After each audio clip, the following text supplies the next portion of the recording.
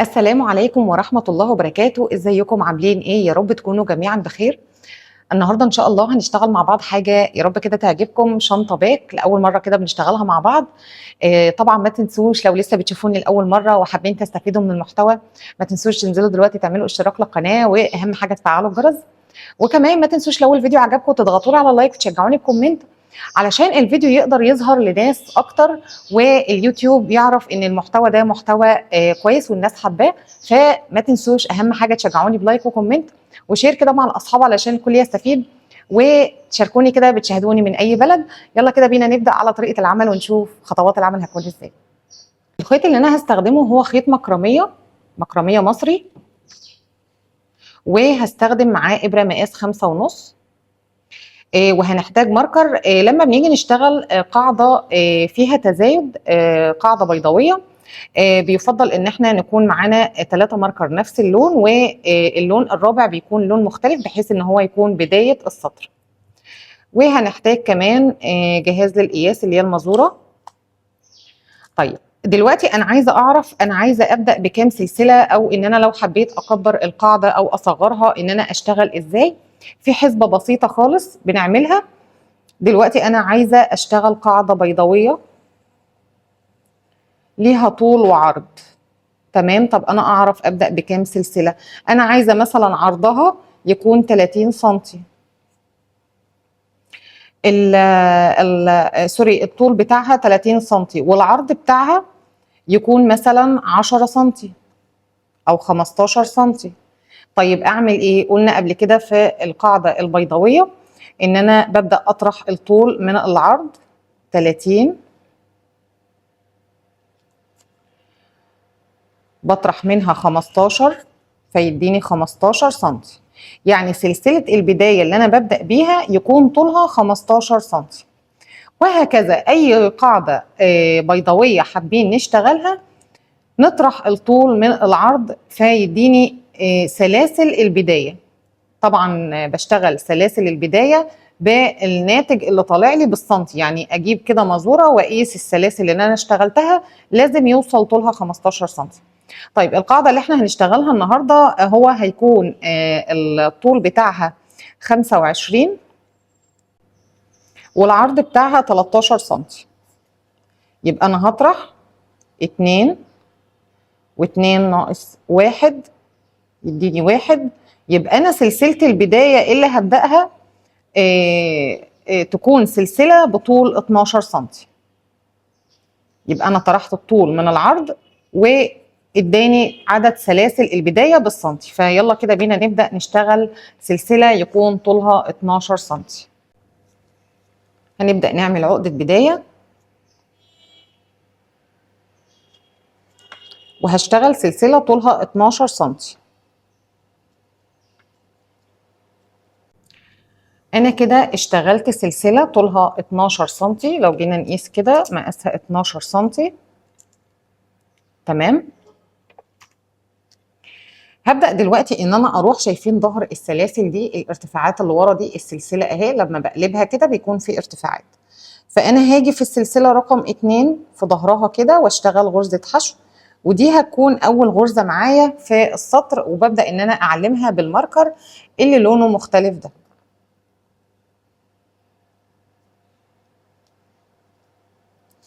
هبدأ اروح كده فوق كل غرزة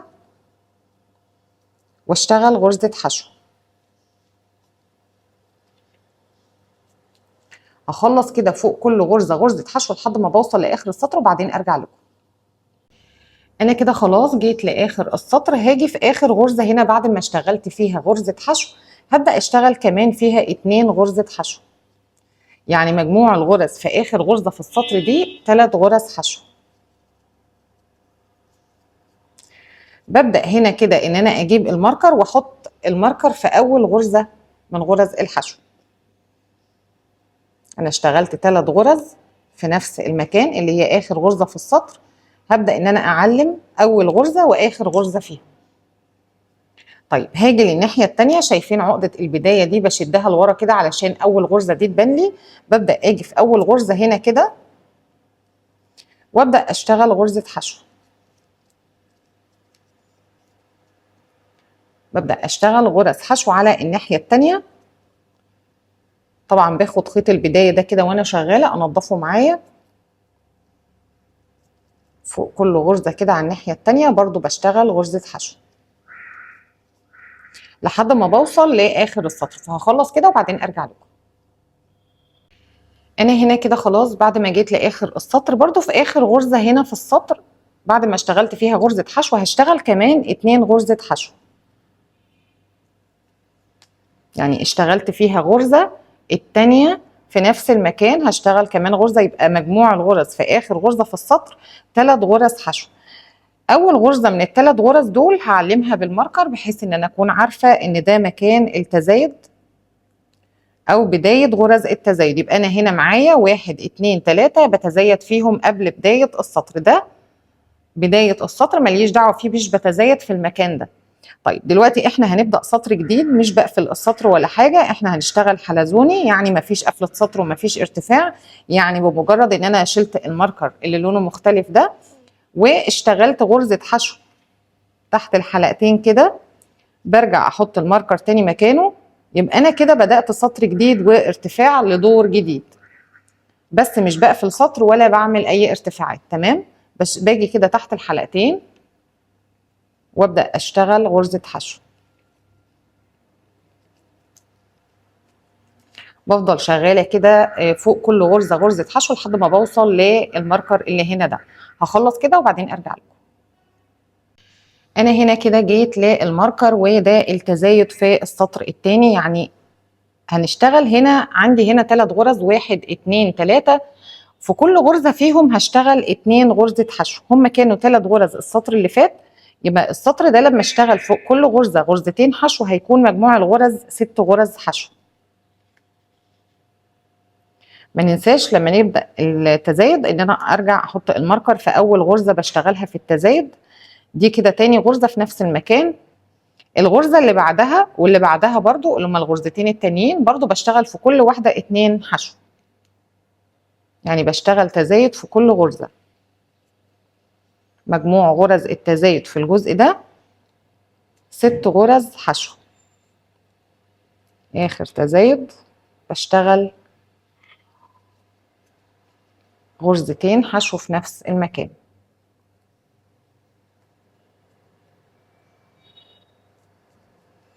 اهم حاجة ما ننساش ان احنا نحط الماركر تاني مكانه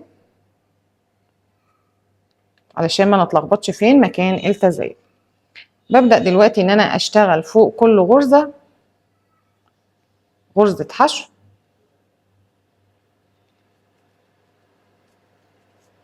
لحد ما بوصل للماركر التاني هنا. فانا هخلص وبعدين ارجع لكم علشان نتزايد مع بعض. انا كده بعد ما جيت لمكان التزايد التاني، فنفس اللي عملناه هنا هنشتغله هنا. هنا اشتغلنا في كل غرزة من ال3 غرز غرزتين حشو كان مجموعهم 6 غرز.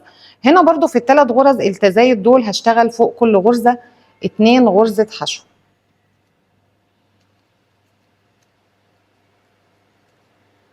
منساش ان انا احط الماركر في اول غرزة. عايزة اقول لكم ان انا كنت شارحة القاعدة البيضاوية باي مقاس، هسيب لكم اللينك في صندوق الوصف علشان لو حد مش يعني اللون الخيط مثلا غامق فمحدش يعني شايف انا بدخل ازاي بالظبط، فهسيب لكم اللينك في صندوق الوصف. كنت اشتغلتها بلون فاتح، يبقى في كل غرزة اشتغلنا 2 حشو.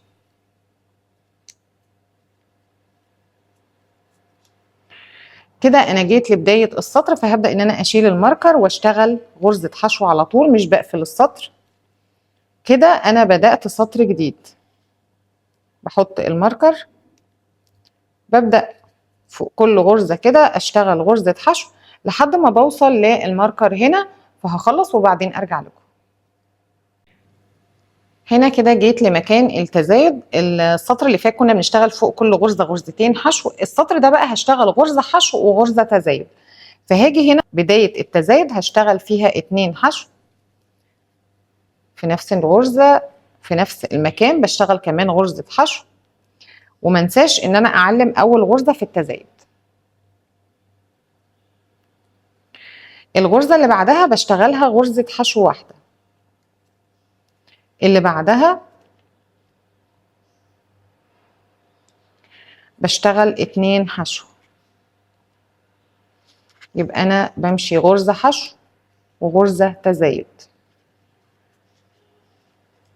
دي غرزة واحدة، اللي بعدها تزايد،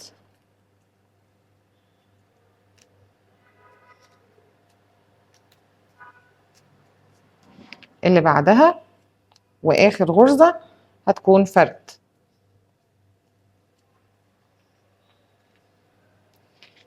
ونحط الماركر تاني في اخر غرزة من غرز التزايد. هبدأ دلوقتي ان انا اشتغل فوق كل غرزة غرزة حشو واحدة لحد ما بوصل لمكان التزايد اللي في الناحية التانية. هخلص وارجع لكم. انا هنا كده جيت لمكان التزايد، فبرضو بنكرر التزايد اللي اشتغلناه هنا. كان بدايته تزايد، اشتغل في اول غرزة 2 حشو، يعني في اول غرزة في التزايد اشتغلت تزايد غرزتين في نفس المكان. اول غرزة فيهم بحط فيها الماركر، ببدأ ان انا اشتغل اللي بعدها غرزة واحدة، اللي بعدها تزايد 1 2 في نفس المكان، اللي بعدها غرزة واحدة، اللي بعدها 2 في نفس المكان، 1 2،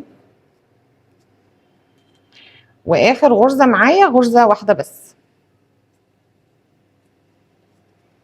طيب هبدأ كده ان انا اشيل الماركر اللي لونه مختلف وابدأ سطر جديد. بمجرد ان انا بشتغل في المكان ده غرزة حشو يبقى انا كده بدأت سطر جديد بدون اي قفلة سطر او اي ارتفاعات. في كل غرزة كده بتقابلني هشتغل غرزة حشو لحد ما بوصل للماركر هنا والتزايد في الدور الجديد. هخلص وارجع لكم. انا كده جيت لمكان التزايد في السطر الجديد. اهم حاجة في التزايد علشان يطلع معانا مظبوط وما يكونش فيه زوايا، ما جيش فوق التزايد اشتغل تزايد. فالسطر اللي فات ده كنا اشتغلنا بداية التزايد تزايد في اول غرزة اشتغلنا تزايد، فلازم في التزايد في السطر الجديد ما جيش فوق التزايد اشتغل تزايد. فهبدأ ان انا اشتغل السطر اللي فات كنا بنشتغل غرزة تزايد وغرزة فرد وغرزة تزايد وغرزة فرد. السطر ده الفرد بيزيد معايا غرزة والتزايد هتلاقيه بيترحل معاكوا غرزة. يعني هنا هشتغل فرد فرد والتالتة تزايد، فرد فرد، يعني خدوا بالكم الفرد زاد واحدة والتزايد بقى في الغرزة رقم 3. فهنا هنشيل الماركر وهبدأ ان انا اشتغل فرد، يعني غرزة واحدة بدون تزايد، اللي بعدها برضو بدون تزايد، التالتة تزايد 1 2 في نفس المكان، الغرزة اللي بعدها فرد، اللي بعدها فرد،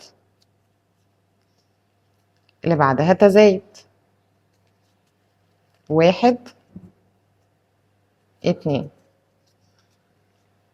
بعدين فرد فرد فرد فرد، اخر غرزة بشتغلها تزايد 1 2. اخر غرزة في التزايد دي احط فيها الماركر بتاعي.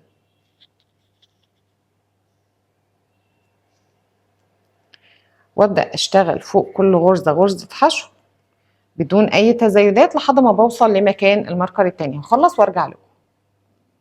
انا كده جيت للتزايد اللي في الناحية التانية، فهبدأ برضو ان انا اكرر نفس التزايد اللي اشتغلناه هنا هشتغله هنا.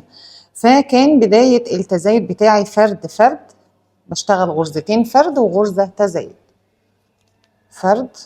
اهم حاجة ما ننساش نحط الماركر في مكان التزايد، اول غرزة في التزايد ما ننساش احط الماركر. اللي بعدها فرد،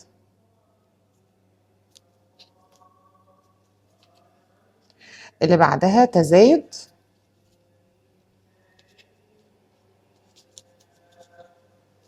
وبعدين اشتغل غرزتين فرد بدون تزايد فرد فرد الغرزة اللي بعدها تزايد،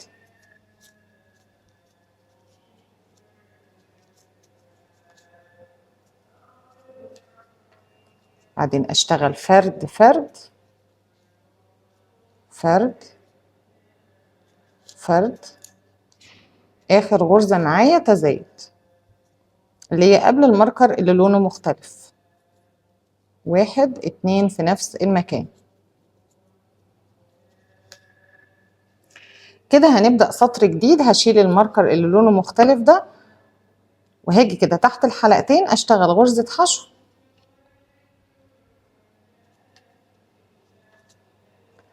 اهم حاجة منساش ان انا احط الماركر، وابدأ اشتغل فوق كل غرزة غرزة حشو لحد ما بوصل لمكان التزايد اللي في الناحية التانية. هخلص وارجع لكم. انا كده جيت لمكان التزايد اللي في السطر الجديد. السطر اللي قبله كنا بنشتغل غرزتين فرد وغرزة تزايد، شايفين غرزتين فرد والتالتة تزايد. الدور ده بقى الجديد ده اللي هنشتغله الفرد، غرز الفرد هتزيد معايا واحدة، يعني بدل ما كنت بشتغل فرد فرد تزايد، لا هشتغل فرد فرد فرد تزايد، يعني الفرد بقى 3 غرز والتزايد اترحل للغرزة الرابعة، بدل ما كان هنا في السطر اللي قبله ده، يعني السطر اللي احنا اشتغلناه ده كان في الغرزة رقم 3. يعني ترتيب التزايد في السطر ده كان بيجي في الغرزة رقم 3، يعني بشتغل فرد فرد تزايد فرد فرد تزايد، انما السطر ده بقى هشتغل فرد فرد فرد تزايد. تمام؟ عشان في ناس كتير بتتلخبط في موضوع التزايد. طبعا اتفقنا ان احنا لما بنيجي نشتغل التزايد لما يكون في تزايد مش بشتغل فوق تزايد، ما اشتغلش فوق التزايد تزايد. طب احنا كنا بادئين السطر اللي فات بفرد فرد، فهاجي هشتغل فوق الفرد ده هشتغل التزايد، يعني بداية السطر بتاعي هنا هيكون تزايد، فاشتغل في اول غرزة هنا 2 حشو في نفس المكان. واهم حاجة منساش ان انا احط الماركر في اول غرزة من غرز التزايد. تمام؟ اتفقنا ان انا هشتغل بقى 3 غرز فرد، يبقى فرد فرد فرد، وبعدين اشتغل، انا كده اشتغلت تزايد 3 فرد، الرابعة تزايد، يعني التزايد في الدور ده هيكون في الغرزة رقم 4. اشتغلت تزايد، اشتغل 3 غرز فرد، 1 2 3، اشتغلت 3 غرز فرد، يبقى الرابعة تزايد، 1 2 في نفس المكان،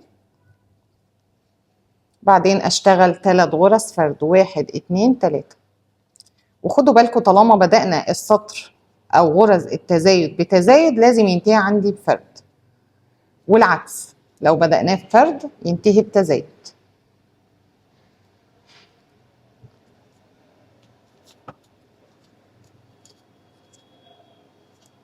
ونحط الماركر في اخر غرزة تزايد.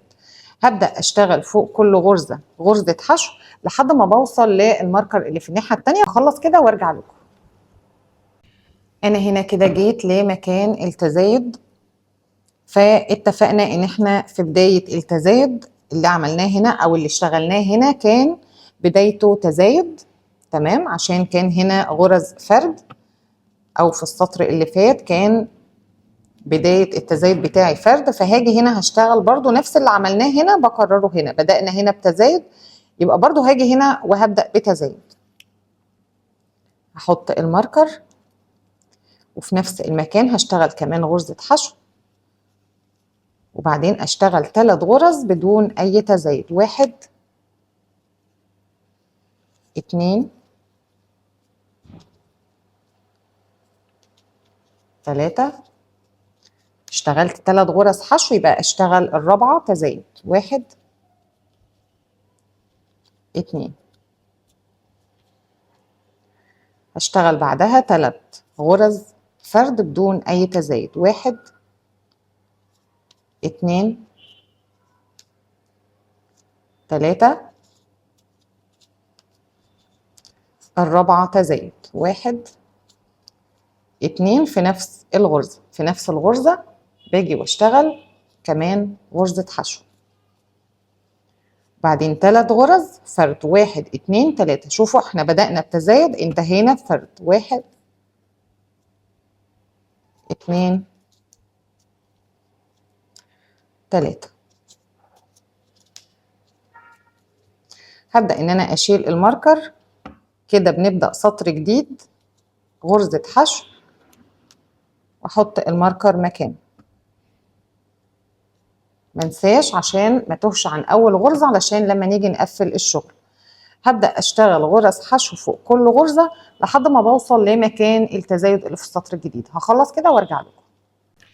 انا كده جيت لمكان التزايد في السطر الجديد. التزايد في السطر اللي فات كان في الغرزة رقم 4.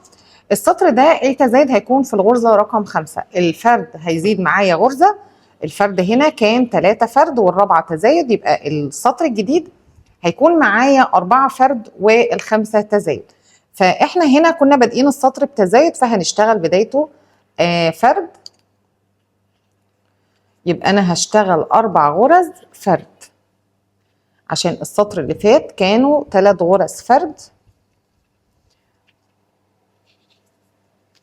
يبقى ادي تاني غرزة فرد 3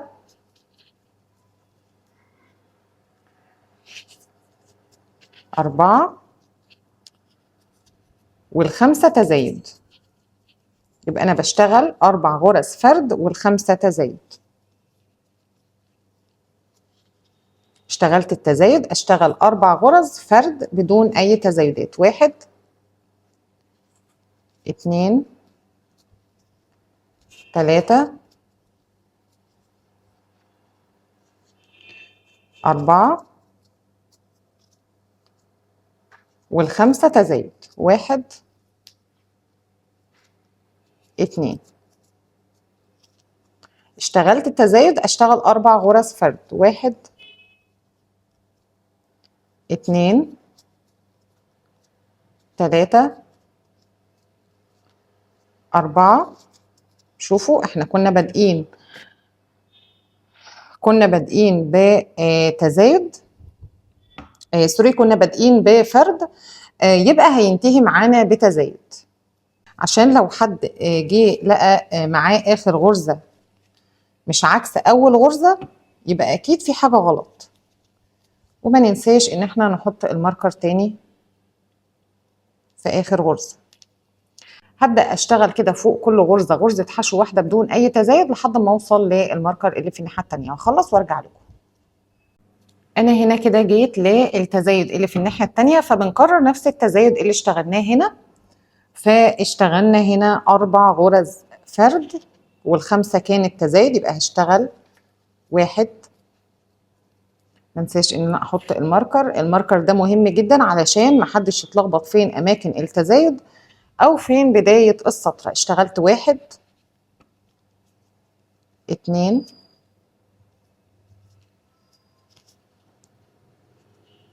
3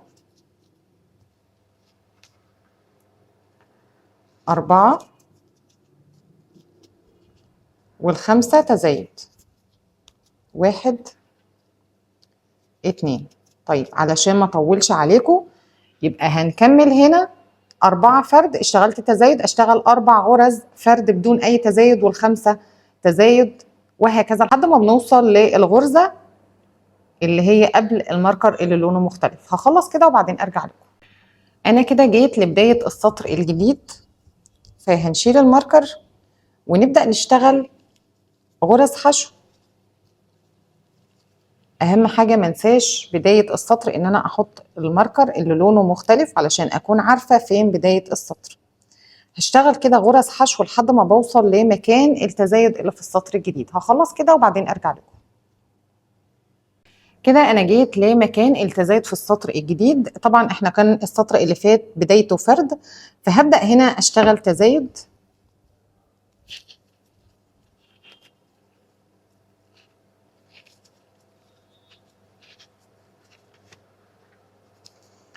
اول غرزه في التزايد ما انساش ان انا احط فيها الماركر تاني. طيب التزايد في السطر اللي فات كان في الغرزه رقم 5. انا هنا اشتغلت تزايد، يبقى هعد بعدها كان في السطر كمان اللي فات بنشتغل 4 فرد والخمسة تزايد. السطر ده بقى الجديد هنشتغل 5 فرد وال6 تزايد. اشتغلت التزايد يبقى هعد 5 غرز بدون اي تزايد. يعني انا كده اشتغلت تزايد، هشتغل بقى 5 غرز بدون تزايد.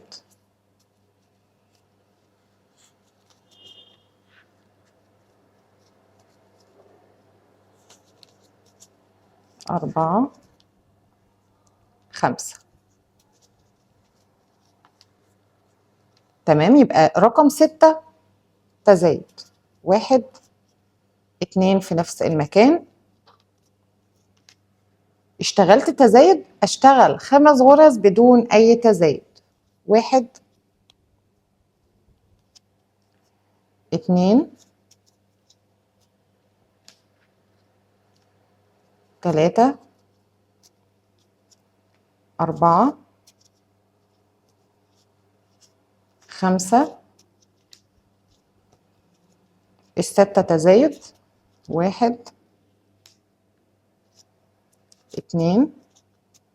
بعدين اشتغل 5 غرز فرد. 1 2 3 4 5. يبقى انا كده التزايد بتاعي مظبوط.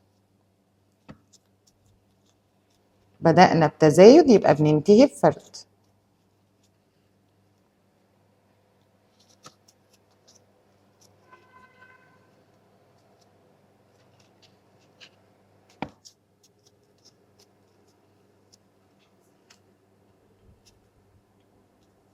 هبدأ دلوقتي ان انا اشتغل فوق كل غرزة غرزة حشو واحدة لحد ما بوصل لمكان التزايد اللي في الناحية التانية. هخلص وارجع لكم. انا كده جيت لمكان التزايد اللي في الناحية التانية، فبنكرر الجزء اللي احنا اشتغلناه هنا الناحية التانية. كان بداية التزايد اللي اشتغلناه هنا تزايد، فهاجي هنا كده واشتغل برضو تزايد في نفس المكان، كمان غرزة حشو. ومنساش ان انا احط الماركر في اول غرزة للتزايد. وبعدين اشتغل 5 غرز فرد. 1 2 3 4 5 وال6 تزايد. 1 2 في نفس المكان. يبقى هفضل اكرر كده لحد ما بوصل لاخر السطر اللي هي الغرزه اللي قبل الماركر اللي لونه مختلف. 5 غرز فرد وال6 تزايد. هخلص وارجع لكم. انا كده خلاص بعد ما خلصنا سطر التزايد ده هبدا ان انا اشيل الماركر ونبدا سطر جديد. فوق كل غرزه كده هشتغل غرزه حشو. منساش الماركر في اول غرزه في السطر الجديد. هفضل شغاله كده غرز حشو لحد ما بوصل لمكان التزايد هنا. هخلص وارجع لكم. السطر اللي فات التزايد كان في الغرزة رقم 6، وكان بداية السطر كمان تزايد، فاتفقنا ان فوق التزايد مش بشتغل تزايد، فبداية السطر هنا بتاعي هيكون غرز فرد.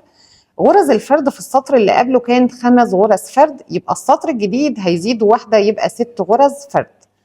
فهنا في بداية السطر هشتغل فرد وهحط الماركر منساهوش، وهعد كده 6 غرز فرد. 1 اشتغلتها خلاص اللي هي كانت بداية السطر. 2 أو بداية التزايد. 3 4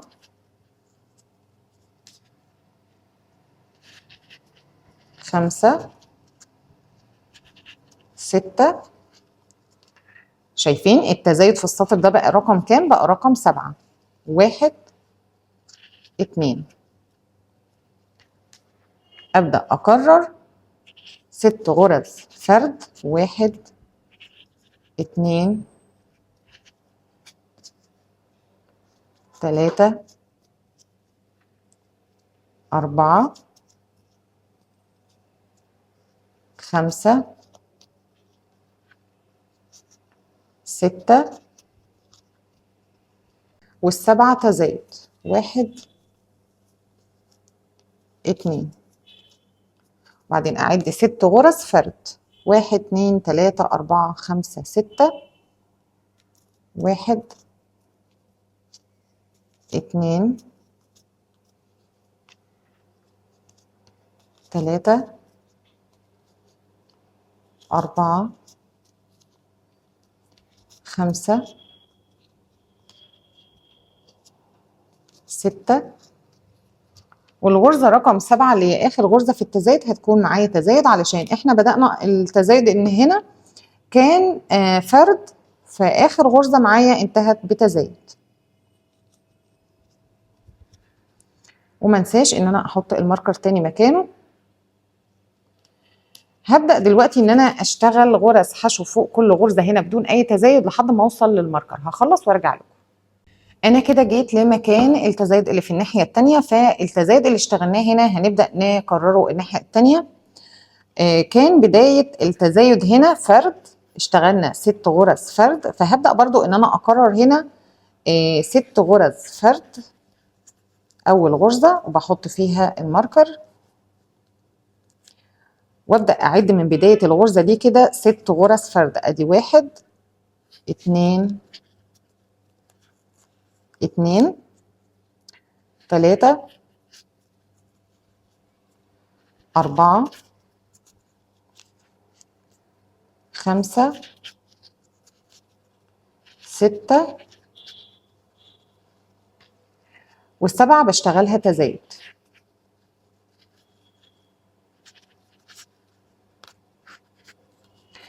وابدأ اكرر ان انا اشتغل 6 غرز فرد والسبعة تزايد لحد ما بوصل لاخر غرزة في السطر هنا. هخلص وبعدين ارجع لكم.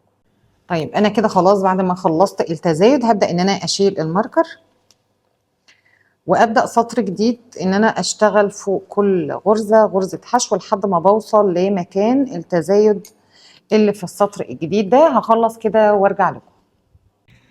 احنا كده خلاص جينا للتزايد في السطر الجديد وده هيكون اخر تزايد معانا. هبدأ ان انا اشيل الماركر. طبعا السطر اللي قبله كان بدايته فرد، فالسطر الجديد ده هيكون بدايته التزايد. والسطر اللي فات كمان كنا بنشتغل 6 غرز فرد والسبعة كانت تزايد، فالتزايد هيزيد معانا غرزة يبقى بنشتغل 7 غرز فرد. انا هنا اشتغلت غرزة كان بداية السطر اللي قبله فرد، يبقى هشتغل دي تزايد وبعدين اشتغل 7 غرز فرد. 1 2 3 4 5 6 7 والتامنة تزايد، يعني الغرزة رقم 8 هشتغل فيها 2 حشو. هبدأ أكرر كده 7 غرز فرد والتامنة تزايد، 7 غرز فرد والتامنة تزايد. هخلص كده وبعدين أرجع لكم. أنا كده بعد ما خلصت التزايد هبدأ إن أنا أشتغل غرز حشو فوق كل غرزة لحد ما بوصل لمكان التزايد اللي في الناحية التانية، علشان نكرر التزايد اللي احنا اشتغلناه هنا نكرره هنا. هخلص كده وارجع لكم. هنا كده جيت لمكان التزايد اللي في الناحية التانية، فهبدأ أكرر. هنا كان في بداية السطر اشتغلنا تزايد اللي هو في التزايد اللي احنا اشتغلناه هنا وبنكرره هنا، بدايته كانت تزايد، التانية في نفس المكان. ومنساش ان انا احط الماركر في اول غرزة من غرز التزايد وابدأ اعد 7 غرز حشو. 1 2 3 4 5 6 7 والغرزة التامنة تزايد.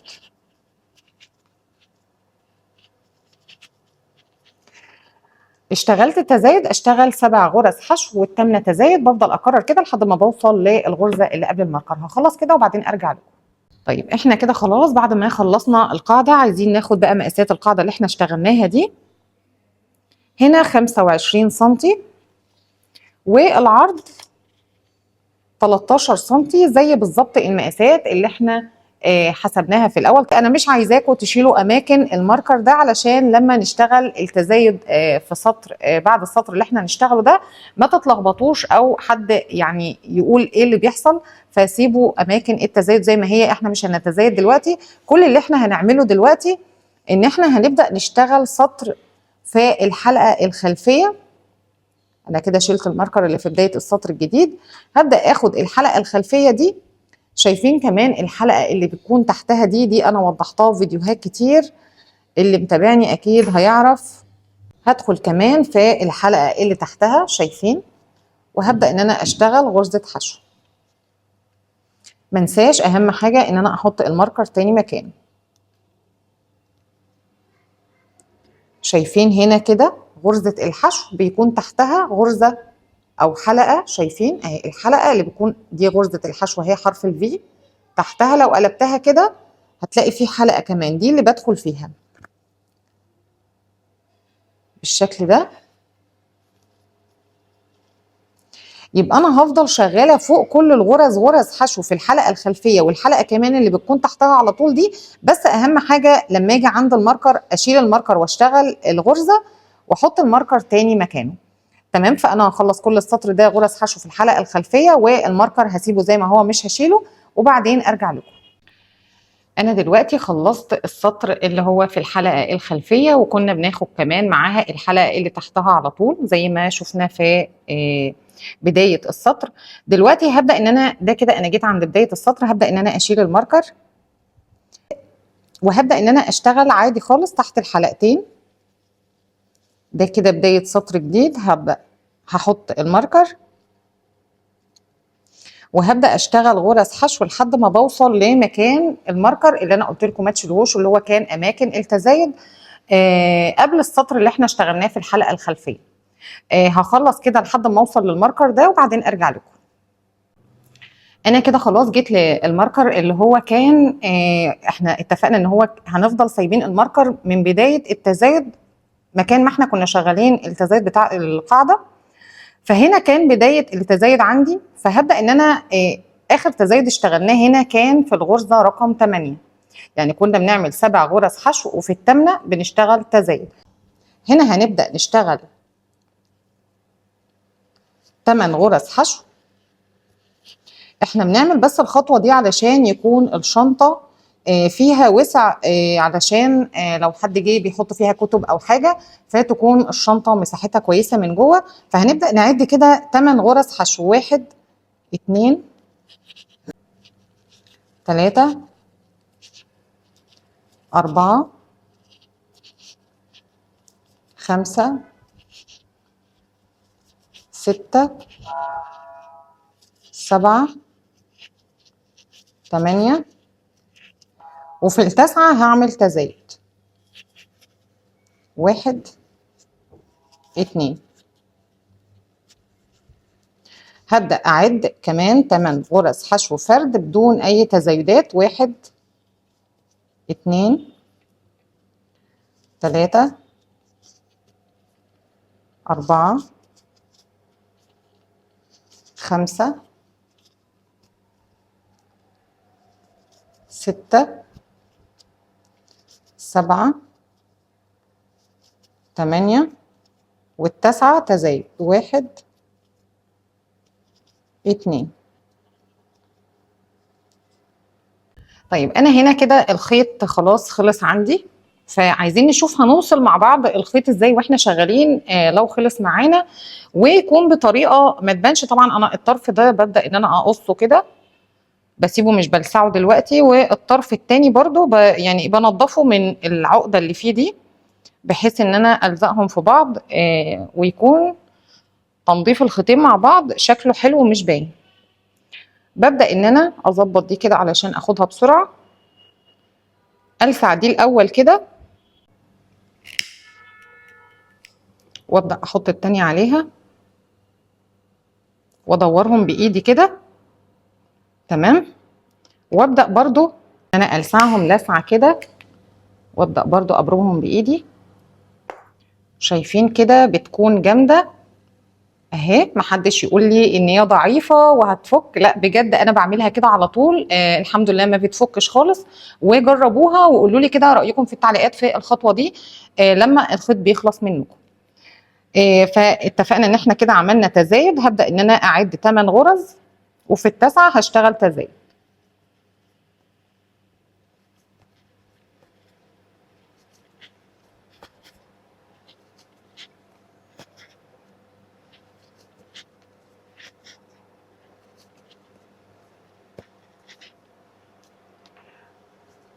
تمانية،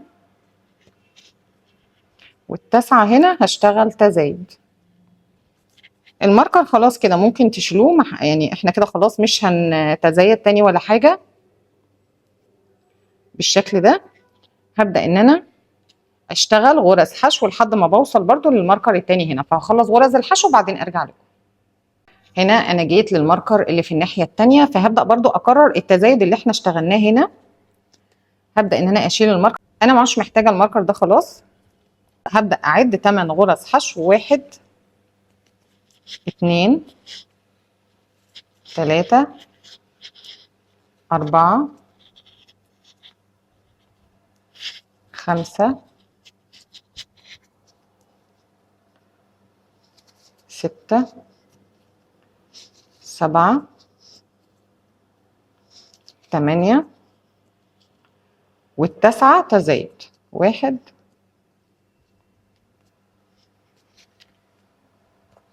1 2 في نفس المكان. وبعدين ابدأ اعد تاني 1 2 3 4 5 6 7 8 والتاسعة تزايد. 1 2 في نفس المكان. وابدأ برضو اعد تاني 8 غرز والتاسعة تزايد. 1 2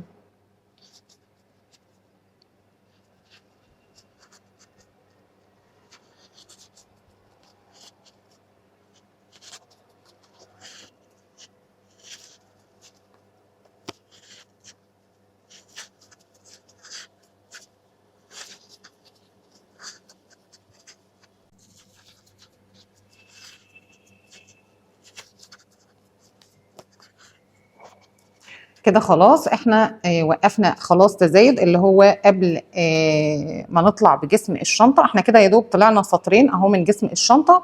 في سطر اشتغلناه في الحلقة الخلفية، وسطر اشتغلنا فيه تزايد بحيث ان جسم الشنطة يكون واسع من جوه، مش يضايق في خطوط الكتب او اي حاجة. احنا كده خلاص خلصنا القاعدة وتأسيس لجسم الشنطة. هنا بقى هنبدأ كل اللي احنا هنعمله في كل سطر، ان انا خلاص الماركر ده برضو هشيله اللي هو بتاع التزايد. كل اللي احنا هنعمله بدون اي قفلة سطر، بمجرد ان انا بشيل الماركر ده اشتغل غرزة حشو. منساش يا بنات اهم حاجة الماركر ده، علشان في ناس بتقولي انا شلت الماركر ومش عارفة فين مكان البداية. فنحاول على قدر الامكان ان احنا ما ننساش ان احنا نحط الماركر ده. وهنبدأ نشتغل غرز حشو كده فوق كل غرزة داير ما يدور الشنطة، غرز حشو تحت الحلقتين. وأول ما بوصل للماركر ده بشيله وبشتغل مكانه غرزة حشو. وأهم حاجة برضو ما انساش إن أنا أحط الماركر تاني مكانه. يعني كل ما نشتغل سطر هنلاقي في ارتفاع لجسم الشنطه معانا. ما تقلقوش، مش معنى ان انا ما بعملش قفله سطر او ارتفاع ان الشنطه مش هترتفع معايا، لا احنا بنعمل كمان الخطوه دي علشان ما يكونش في خط مايل في جسم الشنطه وشكله مش حلو. فهي كده طبعا الفينش ما بيكونش باين خالص ان الشنطه ليها قفله ولا اي حاجه. فانا هرتفع كده بعدد من السطور لحد ما اوصل للطول المناسب، وبعدين ارجع لكم علشان نكمل مع بعض باقي الشنطه. بفكركم تشجيعكم ليا بيفرق كتير. ما تنسوش دلوقتي تنزلوا تعملوا لايك لو لسه ما عملتوش، ولو لسه مش مشتركين يا ريت طبعا تشتركوا في القناه. هخلص كده وارجع لكم. انا كده خلاص بعد ما ارتفعت بالطول المناسب للشنطه. طبعا لو حد حابب ان هو يكبر الشنطه دي ان هي تاخد طول كتب معينه، فتقدروا تقيسوا طول الكتاب على ارتفاع الشنطه، ومن هنا تنفذوا الارتفاع المطلوب منكم. انا كده الطول ده مناسب جدا بالنسبه لي. برضو هديكم الطول بتاع الشنطه بتاعتي هنا. انا عندي الطول هنا من القاعده، من بدايه ارتفاع القاعده كده لحد فوق، يعني 24.5 سنتي، 24.5. تمام. طيب دلوقتي بقى هنبدا ان احنا نعمل حزام للشنطه. انا لسه هنا ما قفلتش اخر غرزه. طبعا انا هنا جيت للغرزه الاخيره اشتغلتها وخلاص قطعت الخيط. ببدا ان انا اطلع بالخيط من هنا كده، وبابره التنظيف هبدا ان انا اكون اخر غرزه.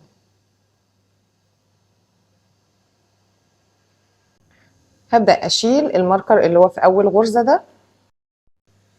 هبدا ان انا اسيب الغرزه اللي كان فيها الماركر دي واروح في اللي بعدها.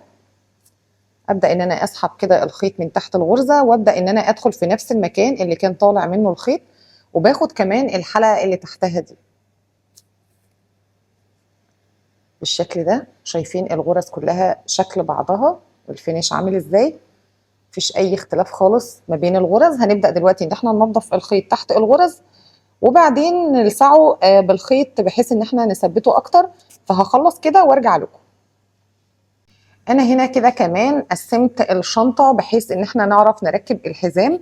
فبدات ان انا اقسم الشنطه بالنص كده زي ما انتم شايفين من ناحيتين، وبدات اقسم الغرز قدام وورا. انا عايزه الحزام يكون خارج من هنا. طبعا ده وش الشنطه. لما اجي الحزام يكون هيتربط من هنا، فبخلي الماركر ده والماركر ده المسافه بينهم مش بعيده، علشان يكون المسافه هنا قريبه بين خارجه الحزام من هنا ومن هنا. تمام. وبرده هنا قسمت الغرز. التقسيمه بتكون دي قد دي. تمام. فهنشوف مع بعض كده هنبدا ان احنا نركب الحزام ازاي. نجيب دي كده النص بالنص هنا كده.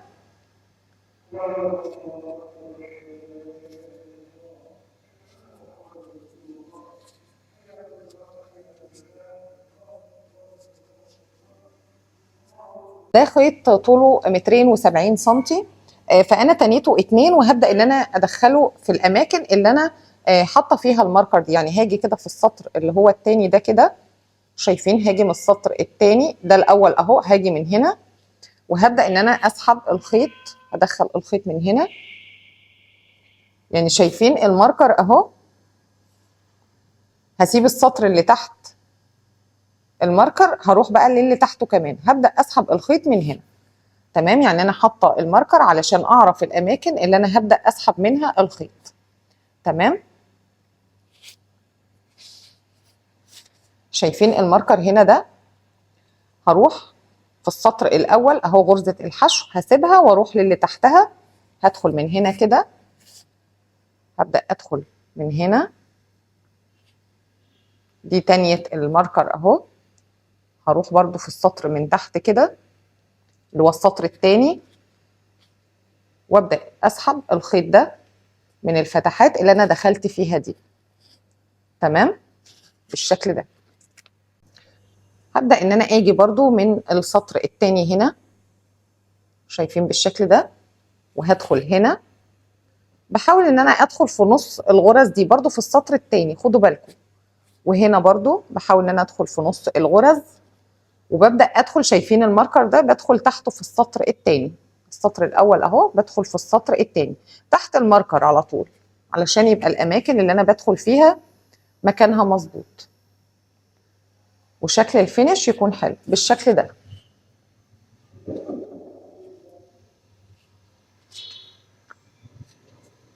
شايفين؟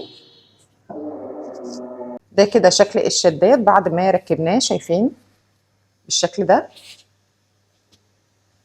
اللي عايز يشتغلوا سلسله، يعني نعمل سلسله مثلا بطول 2 متر 70 او 2 متر ونص، مفيش اي مشكله. بس انا حبيت ان هو يكون حبلين كده يبقى شكله احلى. فدلوقتي بقى هنبدا نشتغل مع بعض قلاب الشنطه. فيلا كده بينا نشوف خطوات العمل بتاعته هتكون ازاي. طيب احنا كده دلوقتي هنبدأ نشتغل قلاب الشنطة. فعلشان نشتغل القلاب ونعرف المقاس بتاعه المظبوط، هنا كده مقاسه هنا 19 سنتي. فعلشان ان انا هشتغل قطع، ان انا ارتفع بعدد من السطور وعايزه اوصل للعرض المظبوط ده. طبعا احنا بعد ما نرتفع بعدد من السطور هنرجع ان احنا نحوط القطعه اللي هنشتغلها بتاعه القلاب دي بغرز حشو. فهنا كده طولها 19 سنتي، فانا طبعا مش هشتغل سلسله بطول 19 سنتي، هطرح منها 2 سنتي بحيث لما انا اشتغل غرز حشو داير ما يدور القطعه او احوطها بغرز الحشو تطلع معايا المقاس بتاعها مظبوط. فانا هنقص من ال 19 غرزه دول 2 سم، سوري، انا هنقص من ال 19 سم دول 2 سم. فانا كده هبدا ان انا اشتغل سلسله بطول 17 سم، علشان ال 19 سم لما نطرح منهم 2 سم فيديني 17. فانا هبدا كده ان انا ارتفع سلاسل بطول 17 سم، بس اهم حاجه العدد يكون زوجي. 1 2 3.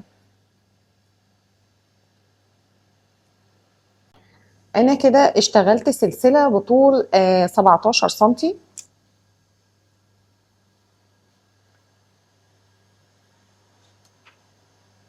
اهي بطول 17 سنتي. تمام. هنبدا دلوقتي ان احنا نسيب اول غرزه ونروح في تاني غرزه ونشتغل نص عمود.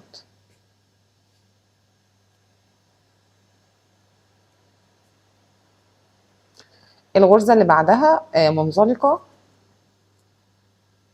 الغرزه اللي بعدها نص عمود. يبقى انا هبدل في السطر ده ما بين غرزه النص عمود وغرزه المنزلقه.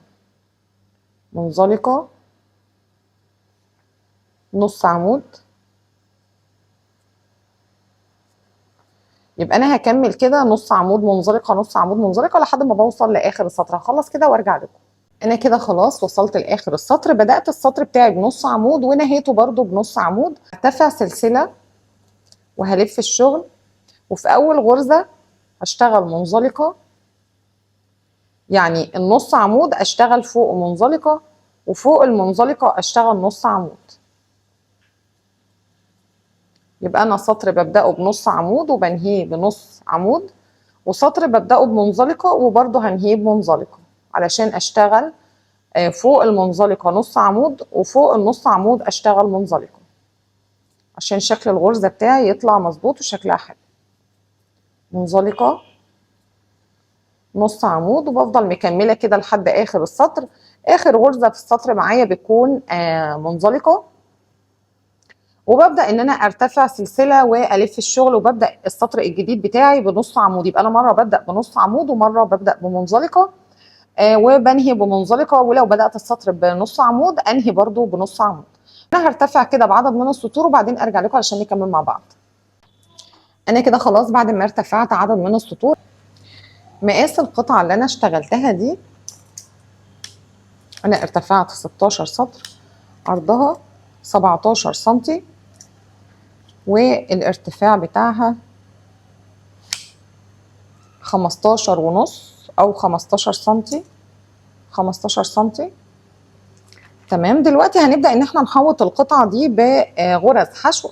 فهاجي في اخر غرزة بعد ما اشتغلتها هشتغل فيها كمان غرزة حشو.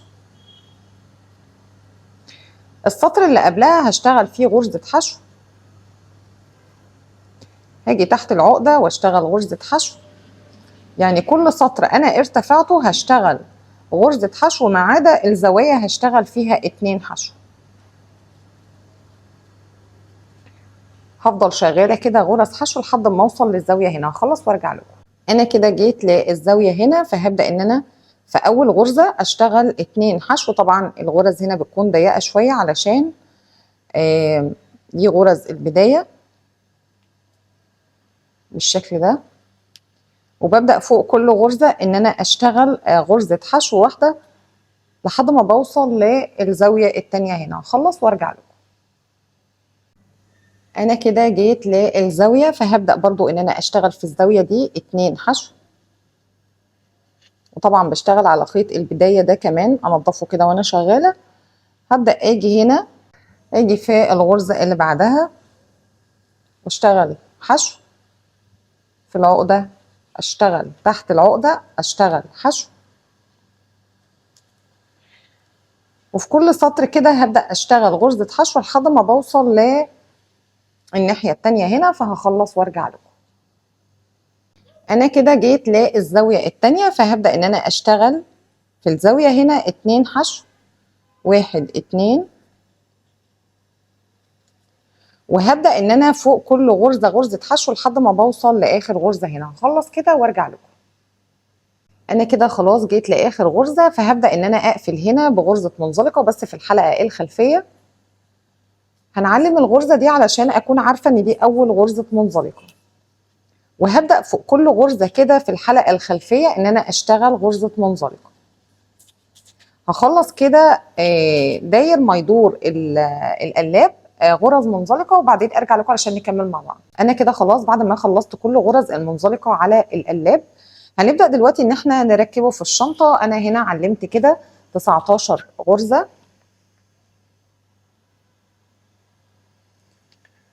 انا كده هنا علمت 19 غرزة قد بالظبط عدد الغرز اللي موجودة هنا. فهنبدأ دلوقتي ان احنا نركب القلاب في الشنطة. ده كده شكل القلاب. هبدأ ان انا دلوقتي شايفين انا هقلبه كده الناحية التانية على ظهره، وهبدأ اجي من هنا كده هرفع الحلقة دي كده. شايفين الغرزة اللي هي قبل الماركر؟ هبدأ ان انا اسحب منها الخيط وهرتفع سلسلة. تمام، هلف كده الشغل على ايدي، هشيل الغرزة دي، وهبدأ ان انا اخد كل حلقة قصاد التانية. هدخل كده تحت الحلقتين وادخل في الغرزة اللي بعدها اللي قصادها، اسحب الخيط واشتغل غرزة حشو. اروح في الغرزة اللي عليها الدور، ادخل تحت الحلقتين، اسحب الخيط واشتغل حشو. بفضل مكملة كده لحد ما اكمل كل الغرز قصاد بعضها. هخلص كده وبعدين ارجع لكم. انا كده خلاص بعد ما خلصت خياطة القلاب وقطعت هنا الخيط، هبدأ ان انا اطلع من الحلقة هنا. هبدأ ان انا انضف الخيط تحت الغرز بإبرة التنظيف.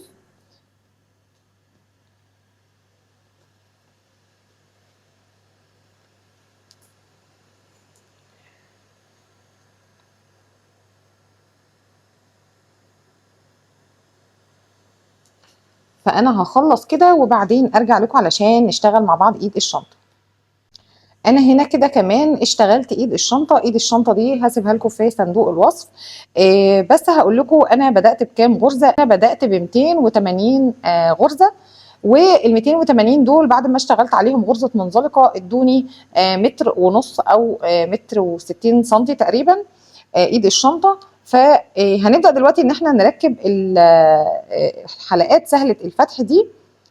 حلقات سهلة الفتح دي هنبدأ دلوقتي ان احنا نركبها في الشنطة. طبعا بنيجي من تحت من هنا كده، بحاول ان انا اقسم الشنطة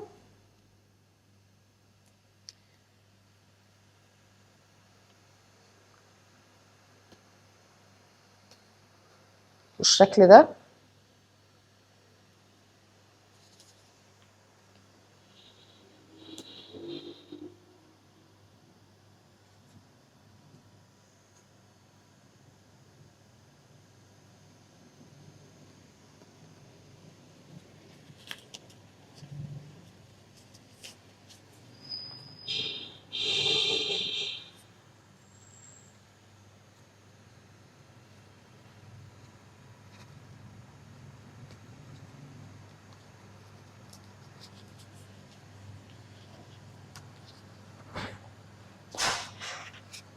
هبدأ ان انا اقسمهم بالنص بالشكل ده، يعني انا بشدها كده لحد ما يكون بالنص عندي، وهبدأ ان انا اخد جزء من فوق كده، هبدأ ادخلها من فوق هنا. طبعا طول الايد اللي بتبقى فوق هنا دي طبعا راجعه ليكم، وهبدأ ان انا ادخلها في نص الشنطة من هنا برضو. نحاول ان احنا نكون في نص الشنطة.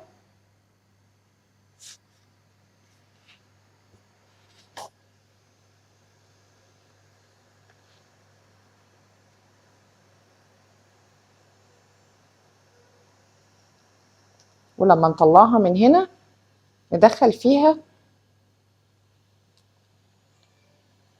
الجزء التاني بالشكل ده. شنطة سهلة وجميلة جدا وشكلها بجد تحفة قوي. اتمنى كده يا رب تكون عجبتكم. طبعا انا هنا لسه هركب مغناطيس من اللي بيتخيط. طيب لو مش عندكم كمان المغناطيس ممكن تستخدموا القفل اللي هو بيبقى للشنطة هنا. كل الاكسسوارات دي راجعة ليكم انتوا. اتمنى كده يا رب شنطة النهاردة تكون عجبتكم. طبعا لو عجبكم الفيديو ما تنسوش تشجعوني كده بلايك وكومنت، ولو لسه مش مشتركين في القناة يسعدني طبعا انضمامكم للقناة، واهم حاجة ما تنسوش تفعلوا الجرس. اشوفكم على خير كده في فيديو جديد ان شاء الله. باي باي.